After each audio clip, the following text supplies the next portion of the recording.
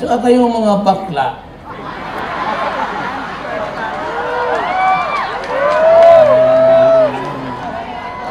Tama na kayo. Kasi ginamit ko bayot.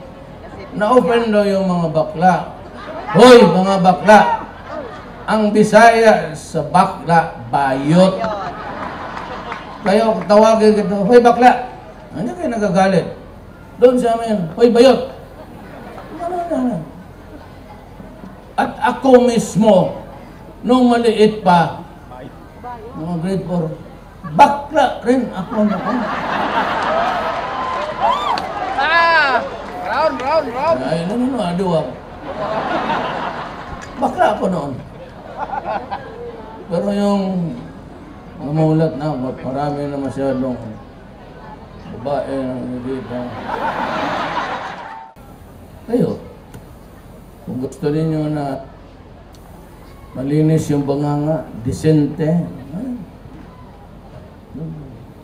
gusto ninyo nagmumura, pag hindi ko nakuha ang gusto ko, I will not allow myself na pahiya ako. Maybe other position. Pero hiyain ninyo ako, sabihin ko sa Pilipinas, gagawin ko talaga. Maniwala kayo, magtanong kayo ng mga taga-dapayan mo na.